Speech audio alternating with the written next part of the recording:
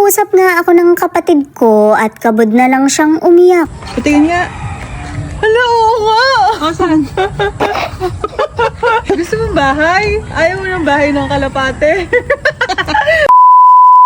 Binisita ko nga yung pinapagawa kong bakod ng kapatid ko at ito yung bumungad sa akin.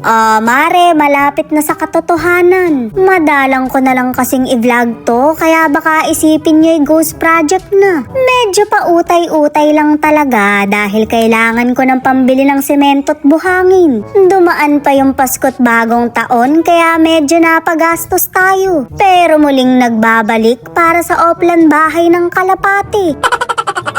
Sinisimula na ngang ibakuran yung likod kaya masasarado na to. Pag medyo tumaas na yan, pwede na ulit magtambak. Shoot, mare, parang ibig ko na lang sumama sa halo. Napakagastos magpagawa, hindi pala talaga kakasya yung 100. Kulang pa pambayad kay foreman. Pero para naman sa kapatid kong tagilid, ilalaban natin yan. Oo, mare, kasama kayo dito dahil pinapanood nyo yung mga kautuan ko.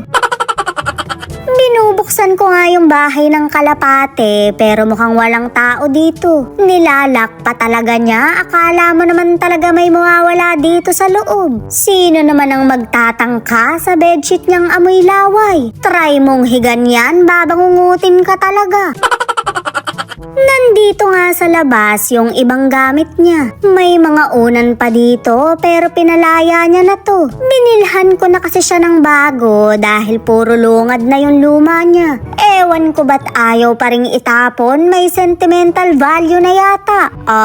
Wag kayong lolo-loko dahil nakapaislit pa yung nanay ko. May pahiwa ka pa sa legs, mamaya iba na yung hiwa mo. Nasa bewang na kasi mare pagka kumagat na ang dilim. Manananggal yarn.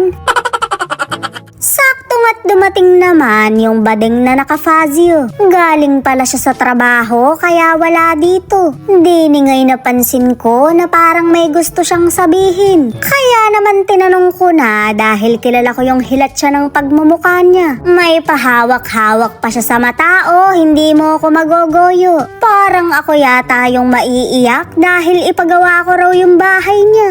Ulol.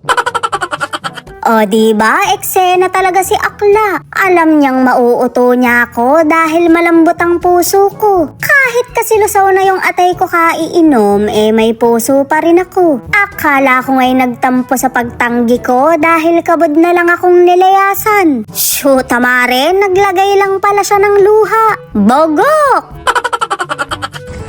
Patingin nga. Hala, oo nga! Oh, saan? Ano ba yun? Gusto mong bahay? Ayaw mo ng bahay ng kalapate? Ginagago yung bahay mo, no? Bahay daw ng kalapate. Mukha daw ako red checkered. Red checkered. Mukha, blue bar pala nung una. Nung blue bar daw, ngayon daw red checkered. Taki ng mga... Mare, kasalanan talaga to ng mga nang aasar sa kapatid ko.